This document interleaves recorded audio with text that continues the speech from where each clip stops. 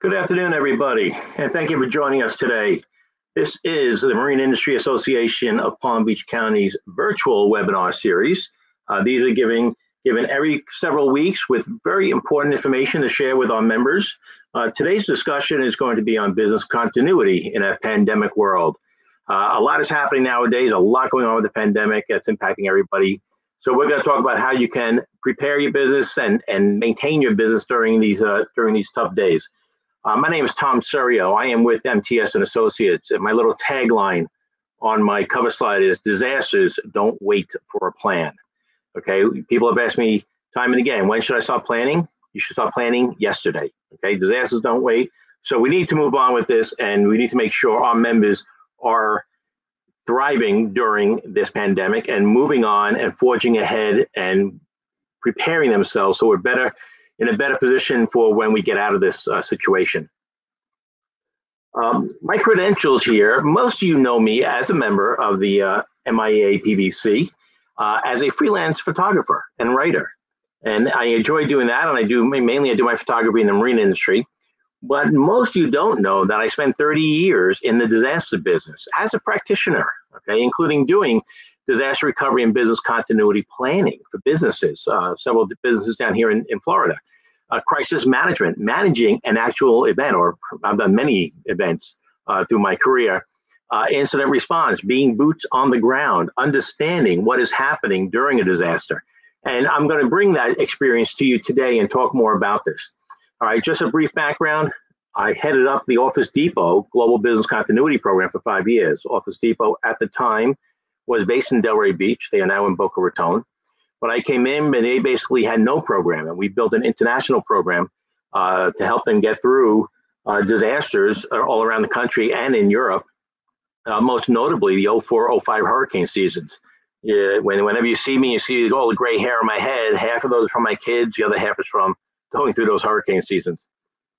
I was a lead member on the Verizon Wireless Disaster Outreach Program. That gave me so much insight to what happens during a disaster. What are the impacts? What happens to businesses? What happens to people? What's critical? We all have phones and devices and we take them for granted, but I'll tell you what, during a disaster, those items are critical just for looking after loved ones, much less trying to get your business back up and running.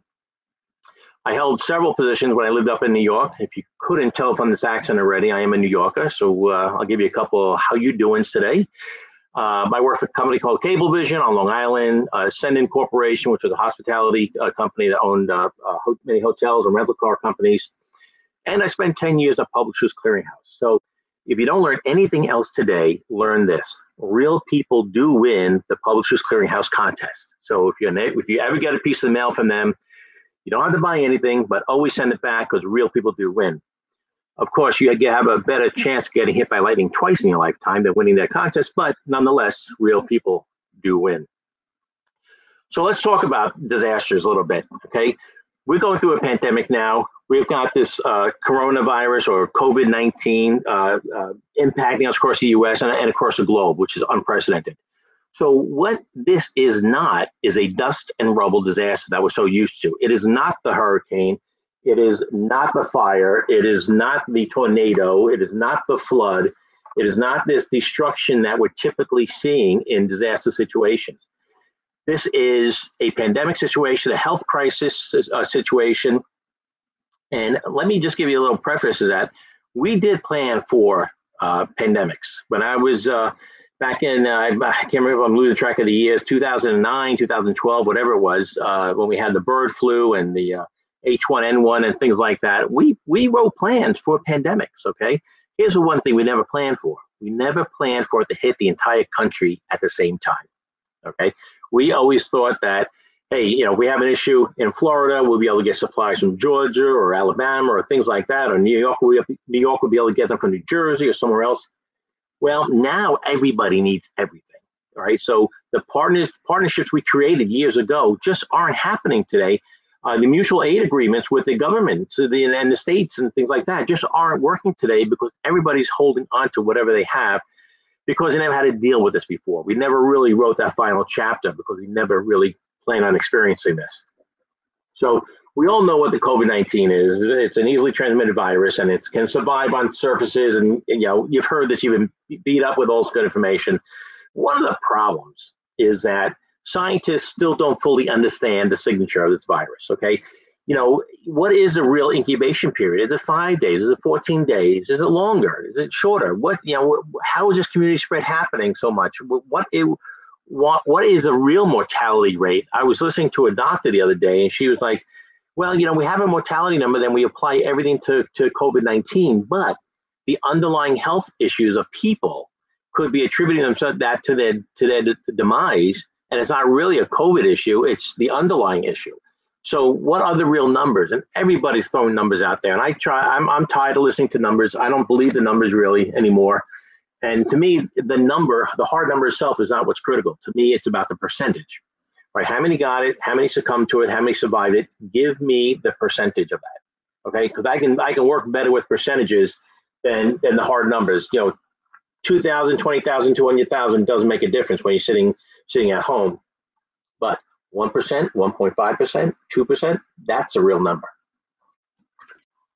The silver lining here is that the virus, the cells, can easily be destroyed by disinfectants, heat, possibly UV lighting. They're looking at that now. And of course, the old time favorite, soap and water. So this is not a very hardy virus in itself, but the fact that it can transmit very easily, and that's where your problem lies. And who's at risk? Basically everybody.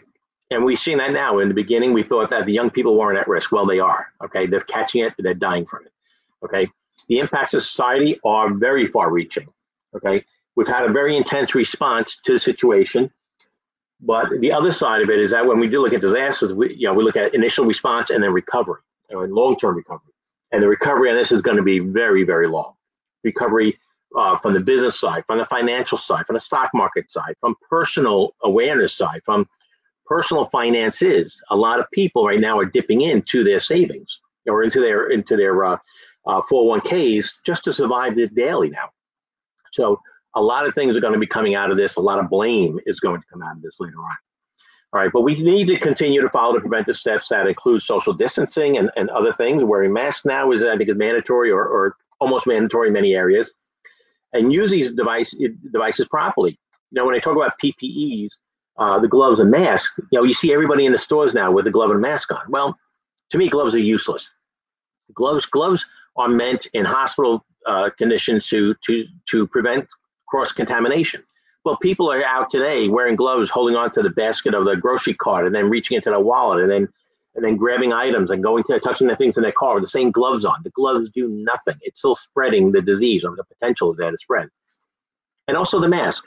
I was on a disaster call a couple of weeks ago, and a guy from a bank said, "Hey, we sent out kits to all of our branches for all of our employees." And he said, in the kits were masks and gloves. And we were on this conference call, and I asked the guy, I said, "Did you send instructions on how to use a mask?" And after a few seconds of silence, he said, "Why would I do that?" And therein lies one of the problems, because you can't just grab a mask, okay? Once you put a mask on, it has to be handled very gently and in a strict way so you don't cross-contaminate yourself or other things. I've seen people take the mask off and put it down on the counter. Well, if there's any germs on the front of that mask, then now on the counter. So things like that we have to be aware of. So what does this have to do with yachting? And of course, a lot of our members here are based around, of course, the yachting business and yachting industry. And of course, you guys are supporting the yachts and your vendors and your brokers and management companies and marinas and things like that. But you're a business, okay? And that's the important thing here. No matter who you are and what you do and what you support, you're still a business, okay? You're critical to keeping vessels in operational form. And essentially, you're essential, okay, for this business. How do land-based businesses continue business, okay? This is very tricky nowadays, and we're going to talk about this a little bit more. But bottom line is, you all need to have a business continuity plan. I don't care how big or small you are. You've got to have a plan in place.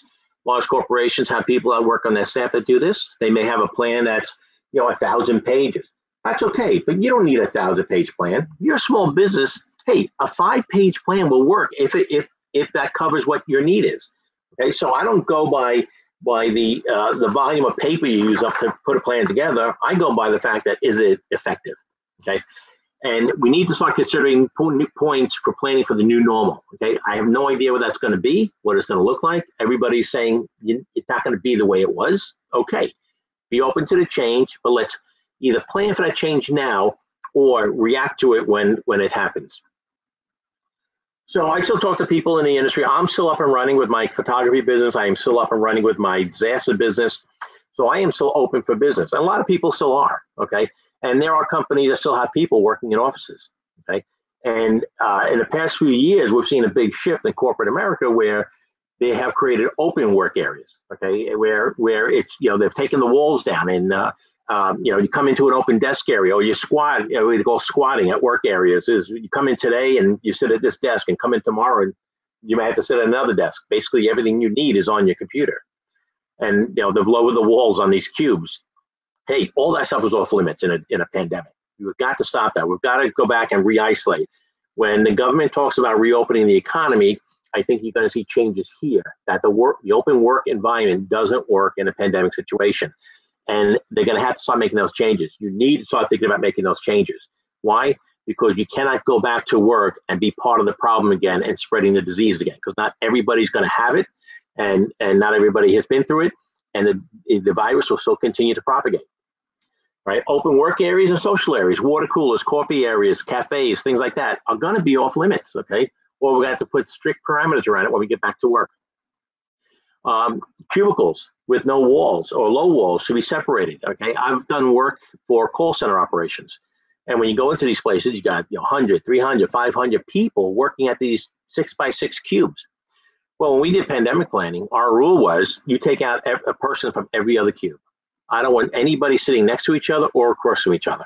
Okay, we need to minimize the effects there. So if you've got a working environment where you've got a lot of people sitting in close proximity, you've got to start thinking about separating them. If you want to be back up in the business, you've got to make sure your business can survive. And these are the things you need to think about. Right? My goal today is to share this information with you, and you take away a few nuggets of information of what's going to work for you.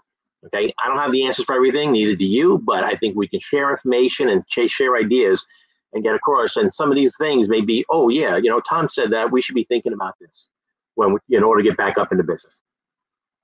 The other things we've looked at and planned for was staggered working hours. Not everybody's going to work 9 to 5 anymore. We need to stagger the shifts. So in our pandemic plans that we've done in the past, we said, okay, let's move certain people from a 6 a.m. to 12 noon shift, other people from 11 a.m. to 5 p.m., and other people from 4 to 10 p.m. All right, that staggers the shift, the working environment. That has less people in the office at any given time. Gives you a little bit of crossover there, so people can share what's happening with the information. But it really limits the exposure here. And then, of course, you need to be wiping down and cleaning the work areas after every shift. But if your business can support that, I would recommend staggering your working shifts in order to alleviate some of that exposure across the staff. All right, a lot of people now are working remotely. We're hearing it all the time. In the quarantine world, workers have to telecommunicate and to get in. All right. Well, let's begin here with a few pointers here. First of all, it's about connectivity. And it's easy to tell an employee to work from home, but can they connect? Can they really work from home? Do they have the ability to connect? One of the things that we're very thankful for right now is the fact that the internet, knock wood, that the internet and our cell carriers are still up and running with very little impact, if at all. Okay, they're doing all the carriers. I mean, Verizon, of course, I work for, but AT&T and Sprint and everybody else, they're doing a great job keeping us connected. If we were still in a 3G world, this working remotely wouldn't work. We wouldn't have the capacity to have teachers doing lessons to 20 or 30 kids. People working from home, being online and on their systems, being on the internet, downloading movies. Be thankful that we have 4G and 5G now, because this is allowing us to get through this pandemic. But some people just can't afford this kind of stuff. Do folks have Wi-Fi at home? When you say, okay, instead of having one device, now you got 3 devices you have to work at home. Well, how do I connect it on Wi-Fi? All right, are they tethering off their cell phone? Who's paying for the connection? If you tell somebody to go home and work from home and they say, I can't do it, they say, well, you got to make a connection. Who's paying that bill? All right, is it a business cost? Is it a personal cost or things like that? These are the kind of things that you got to think about when you tell somebody to go home and work from home. And much less, don't forget about all the other interference things, and we'll talk about that in a minute. But accessibility. Can your telecom feeds support the influx of connections every day? Right? Is there sufficient network capacity back into the firewall? All right. Are you allowing for more and more users to come in from the outside into your system? Security. I mean, a whole host of issues when it comes to security, be it from the laptop security, but also when you're dialing in. Now a lot of companies have VPN, a virtual private network. What this does, it actually builds a tunnel on the open internet that gives you a secure pathway from point to point. Basically, that's what it is, right? A lot of times, let's say, for example, you have a company with 100 employees, and they expect only 20% of the staff at any given time during normal work times will be dialing in remotely. So they only need about 20 VPN licenses. Well, when you send everybody home to work from home, a lot of times they realize that, hey, we don't have enough VPN licenses for everybody connecting securely, simultaneously. Okay, so then you need to go and rethink and either try to purchase VPN licenses, which there's a time factor and a cost factor associated with that. But you also need to stagger network connectivity times, and we'll chat about that a little more in a minute. But again, with the security, you got home computers versus work computers. All right, are you giving people company-issued laptops with the company image on it so they can only do certain things on that software? Is security already installed? Are you running Norton or some of the other antivirus or other things or token IDs to validate who you are when you're logging into the network? Excuse me. Trusting employees to have strong virus protection on their computers. Yeah, I'm not taking that bet. Okay. I mean, a lot of people may have Norton antivirus. They don't run it. They don't update it. Things like that. They don't know how to use it. I mean, come on, look, let's be honest. Basically, if you've got a computer at home, you've got to be a little bit of a system administrator. And a lot of people aren't. So we really got to think about how we're having people work from home. They may be getting onto web-based applications or software as a service, SaaS, as we call it, where everything is on the system or in the cloud. All right. But if you're direct connecting to a mainframe or servers, you really need to rethink the security operation. And keeping in touch. Okay. You've got to keep in touch with employees. We had a discussion over the weekend with some of the folks in my family, and we were discussing this very thing is, do companies continue to have people work from home even after the virus finishes, or do we get them back to work? Well, one thing you're losing here is the person-to-person aspect, but you're also losing what I call communication-to-communication aspect, right? It's easy, and we take for granted when you're working in the same environment to be able to communicate very easily. It's another thing when you're doing it remotely. So either have an open bridge. I mean, I've seen groups do this where they have an open phone bridge open all day long, so anybody who's working get on the bridge and chat. You're using tools like WebEx, GoToMeeting, or Zoom, or other software conference call tools. Okay, just be careful. Yeah, I know Zoom is a great tool. Everybody loves it. I've used it too, but there's some security issues or potential security issues with Zoom, and you've got to be careful and aware of that. So, who may be listening, who really controls it, who may be garnering proprietary information, and when you use these open networks here, you've got to be concerned about that. Your IT guy's got to be pulling his hair out nowadays with all the stuff going on. So, staying connected. All right, staying connected sometimes means don't stay connected. Okay. So here's the thing. We talked about this before is when you're on the network, a lot of times many services like your work email or others can be used offline. Right. When I worked in the corporate world, we used Outlook. All right. When I was at Verizon. The nice thing about Outlook, and I'm not sure if GroupOne, some of the others apps use it also, but the nice thing about Outlook is that I can do email while I'm offline. Okay, so what I would do when I'm working remotely is get on the network in the morning, 8 o'clock in the morning, get on the network, get into Outlook, sync up my emails, okay? Send out what I did overnight, pull in what all the new emails, and then get off the network. Close Outlook, get off the network, open up Outlook again, and when it says, hey, you're not connected, do you want to work offline? You say yes. Now I can manage all those emails I just received, answer, read them, respond to them, and send them, which will then go to my outbox.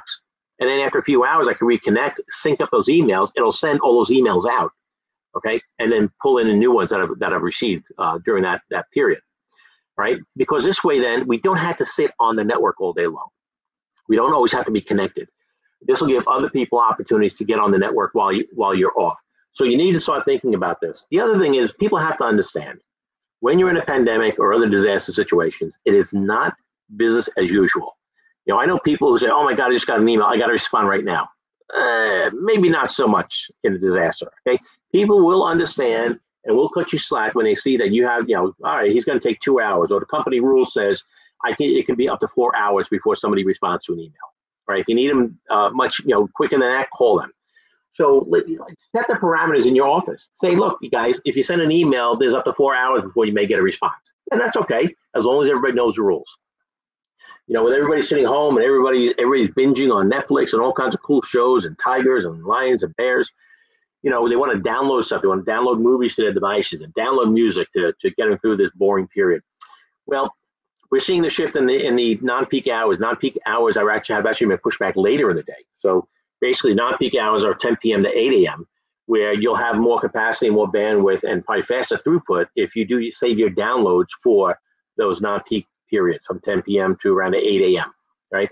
Take a breather from the online world. I mean, if people are quarantined and cooped up in their homes, you got to get outside. You need to take a break. When you're in the office, if you smoke, so several times during the day, you probably get up from your desk, go out, have a smoke, think about stuff, whatever.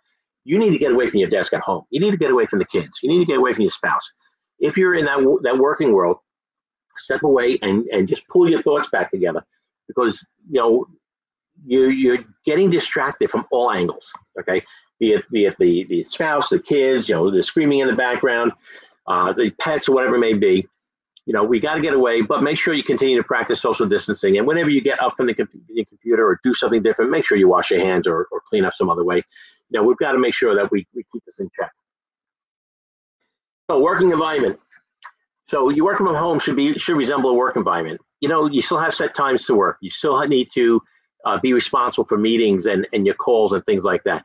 You need to stay in a business frame of mind. So even though we're going through a pandemic and people are working from home and getting dressed up in a shirt and no pants or whatever the stories may be, and you got to keep that mindset. So get dressed in the morning. Wear something that you may wear to work, and isolate yourself from the rest of the family, and keep yourself in that mind. Dress each day like you're doing that, because people are also going to perceive that when they see you on a video conference. I'll tell you what, when I get on a video conference, I'm not wearing a t-shirt, I'm wearing a button-down shirt, where people say, oh, he's dressed for success. He's still dressed for the game, okay? Because we are still in the game. When you're on that video conference, check the wall behind you. Sometimes you see too many personal things, some photos, but disparaging posters on walls that they're distracting. Can also even set a bad example, okay? Make sure you have a pleasant backdrop. It could be just a map or a nice picture on the back behind you or something else. Like I said before, keep the dogs, kids, and animals out of the workspace during the calls. Okay, I know dogs are cute, but I don't need to see a dog sitting on your lap during a business meeting.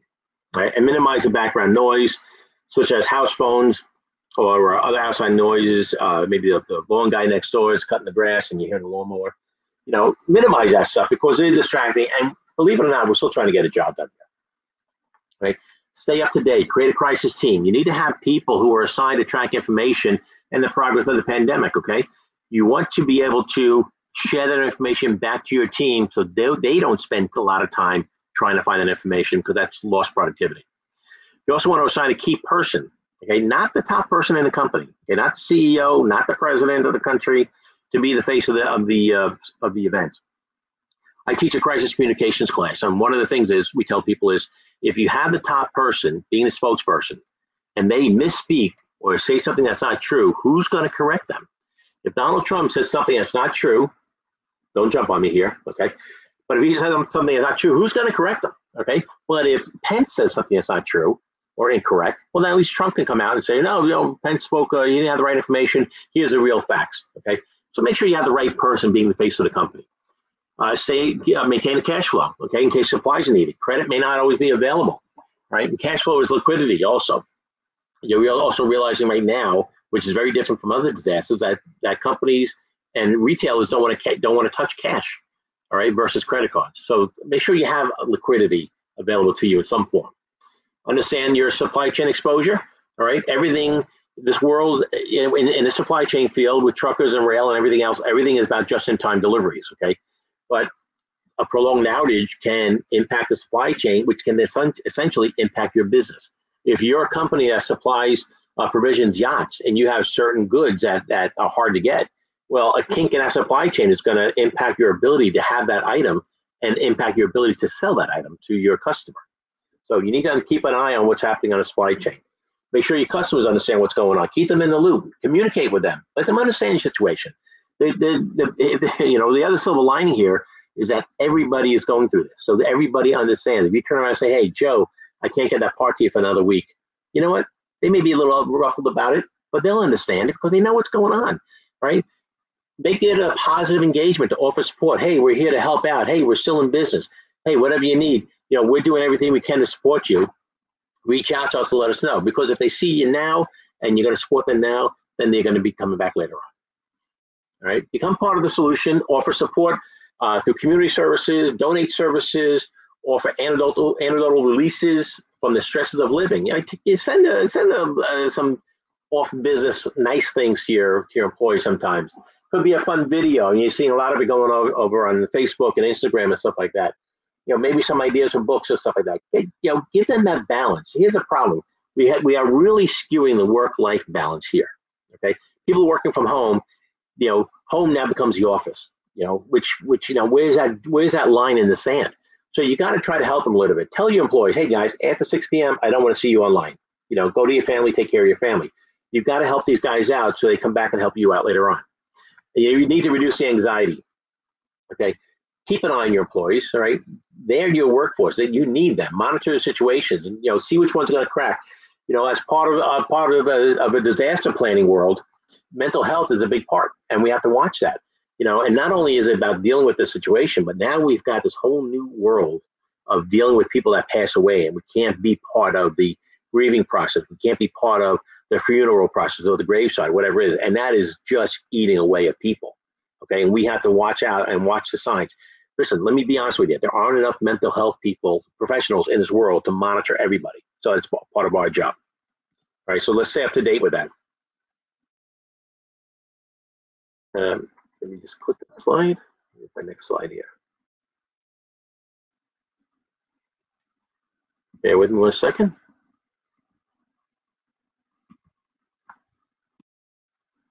Okay. I'm not sure why my slide's not advancing. Oh, there we go. Okay. Now, I'm sorry, I apologize for the delay there. So a few extras. The business is heavily reliant on telecom connectivity. Engage your carrier. Talk to your carrier now. Find out what's going on. How are they protecting the network that's going to help keep you up and running? All right, because their staff is impacted also. Right, consider doing the same for your electric service or your water carrier, water provider.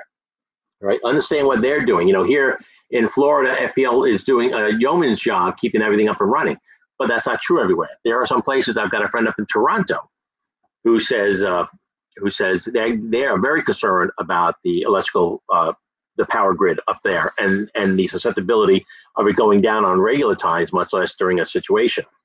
So you want to reach out to them and make sure you've got yourself covered, and also be aware of the fact that the forecast for this year's hurricane season is above average.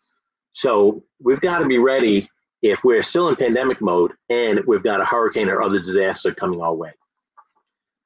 So real quick, just some basics of a business continuity plan. I gave you a lot of pointers here, but some people may be thinking, oh, Tom, but what should be in a plan? Understand what should be in a plan here. You need to identify what your critical business functions are. And you do that through something we call a business impact analysis. And that is a process where you go through and you look at all your departments, look at all the functions, and you define which ones are critical to the operation of the business. Okay. When you put a plan together, start from an all hazards approach. I don't care what put me out of business. I know I'm out of business. Okay. So once you start it that way, then we can tailor it back to what your high risks are for your area. Here in Florida, of course, it's hurricanes. So we can build a front-end hurricane procedure in front of your disaster plan. I've done that for companies. I've got plans. I've actually checklists that start 4 days out of a hurricane landfall. What do you start doing prior to the hurricane? And the beauty of a hurricane is the fact that we can see them coming. All right. There are other events like earthquakes and fires, stuff like that, that are no notice events. At least for a hurricane, we can see them coming. So you know what? I'll take a hurricane over an earthquake. Create your teams to manage an event. Okay, make sure people are engaged and they know what's going on. They may have to drop what they're doing on a regular basis and be part of the disaster team when things happen. Define your RTO and RPO, okay? These are called your recovery time objectives and your recovery point objective. You can Google those terms and it'll give you a lot of good information. Basically, it's saying you need to define as to what time do you want to do backups to and what time do you want your data back from. So you could be in a business where you manufacture widgets and you say, okay, well, I've got enough inventory for a couple of days. So my recovery point objective is to get my data back from 5 p.m. last night, okay? But I need to be up and running in 2 days. All right, great. When you talk to your IT guy says, yeah, I back up the data, but I can't get it back up for 4 days. Ooh, well, there's a gap, okay? So you need to look at these things here to help define what your backup scheme is and then what your recovery parameters are, okay? And what we do is looking at your RTO, RPO, and your BIA, this is how we create what we call a gap analysis tool. And it's going to identify the gap, and then the job is to get your business people together with the IT people and say, okay, how do we close that gap, okay? You need to do that before a disaster, okay? That doesn't work at disaster time. You can't be sitting there in the parking lot while watching your building burn down saying, hey, what's our RTO and RPO? Too late, okay? So you got to do it now. So have up-to-date contact information for all your employees, your vendors, your critical suppliers, emergency services, insurance carriers, et cetera, et cetera, et cetera. You need to have that. It has to be part of your plan, and it has to be outside of your work area. Because when your place is burning down or you can't get to it because of a flood, you need to be able to reach out to your folks, find out if they're okay, find out what their status is, find out if they can go to work, find out if they can work where they are. Your vendors, can I get my goods in, or I need to relocate, things like that. Get that information out. I got a lot of examples I can tell you about that kind of stuff, and when you don't have it. And here's the one key thing. If you can't find your employees, okay, you don't know what their status is during a disaster. That's not good. It's not a good situation. When I worked at Office Depot, I had to go and stand in front of my CEO and tell him we could not account for all of our employees during Hurricane Katrina. Okay, but by the time Hurricane Rita came through 4 weeks later, we were able to account for everybody because we put in some very quick, hard changes that everybody had to adhere to, or otherwise they had to sign off on it. So reach out to me and we can talk more about that if you want some ideas. Create a task list for recovery, step-by-step instructions, okay? And that's basically your hardest part of a disaster plan. Is what do we do when a disaster occurs, okay? What's the task list? Oh, Susie in payroll can't make it this week. Okay, somebody else pick up her list, her task list, and start the procedure to recover payroll, okay? You need to have these instructions together on what to do. They can be very short, they can be very elaborate, okay? But you need to start somewhere. And just getting an insurance check by itself is not a good recovery plan, okay? You may get money from the insurance company, but if you don't have a plan to recover, you know what? You're done. Close it up. So regarding the pandemic, there are a lot of good resources out there. If you don't have them already, feel free to use these. Pandemicflu.gov, the CDC, of course, and there's a URL directly into the 2019 COVID sheet website. Healthy Human Services, WHO, all kinds of stuff out there. So utilize these resources, find out from the pros. Don't take your information off the internet. Don't take your information off of Facebook. People are out there just putting all kinds of garbage. Okay. Oh, it's this, it's that. No. Go right to the professionals. Let them tell you which end is up. I like this slide. I saw this actually recently online. I don't know who to give credit to, but who do you want to be during COVID-19? All right. I actually think my brother Joe put this on his Facebook page, but I think it's really good because we can live in fear. All right. And you could be hoarding the food and the toilet paper and everything else and complaining and just be in that fear zone. And that is very unproductive. Okay. You can be learning. Okay, and be in the middle there. Stop the compulsive consuming. Identify with your emotions. Understand what's going on. Everybody's trying to do their best, or be in a growth zone. Okay, find a purpose during this. Okay, a lot of people are volunteering and helping others, and that's okay. That's all part of the game here. Okay, show empathy for others. Okay, show some gratefulness. Look, this could be a lot worse. If you're home and your family's okay, be thankful for that. Find ways to adapt. Be ready to move on when this happens, when we recover rather from this. So some final thoughts here, and then we'll finish up. Look, we will get through this. Okay, every disaster's got a beginning and an end, but it may be very different than the way we used to live. The new norm may very well be a new norm forever. Okay, so understand that. Be open to that. It's going to force change. It's going to really get people, some of them, very agitated. But we need to understand that not everybody accepts change like everybody else. Okay. Follow the instructions from the CDC and WHO for your best protection. All right. We will be entering a post-pandemic phase of long-term recovery and blame. And that may not be pretty. And that could be as hard as the disaster itself. But be open to it. Okay. We've got to do whatever we have to do in order to recover from this. And it's not going to be overnight. Even if this virus went away tomorrow, the recovery is going to take a long time. It could be as long as a generation for people to get back to where they were. A lot of people have money in the bank. They don't have it there anymore. Well, it's going to take them time to replace that or things like that, or to just get through the guilt. I mean, a news article last night talked about survivor's guilt from somebody who survived the illness, right? A lot of things are happening here. So be open to it, right? Don't be complacent either. We were watching on TV last night, people in Michigan were protesting that they want the state to open up. Hey, guys, hold on. This is not done yet. This is always like after a disaster. Oh, no, we got to open the roads again. Well, hang on a second. Let's make sure we do a proper assessment. Okay. I know we put a lot of information out here today. By all means, you can reach out to me. Here's my contact information. I can be reached by phone, by email. If you want more information, my services, I'm not here to sell. I'm just here to share information, but give me a call if you want to talk about more about what I can offer for your organization. I thank the Marine Industry Association of Palm Beach County for allowing me to do this webinar today. It will be available as a recording on the MIA PBC website, as the other webinars are too. So please go back and look at those webinars and reach out to those folks. They had a lot of great information last week from Kelly about your finances and things like that, and Nicole about marketing opportunities. So really take advantage of the members here and what the members are offering to help everybody out. So thank you very much for your time. I am going to finish up now. Reach out to the association if you need to. Reach out to me if you need to. I'd be more than happy to help you out. And have a coronavirus-free day, rather, if you can. Thank you very much for listening. Take care. Bye-bye.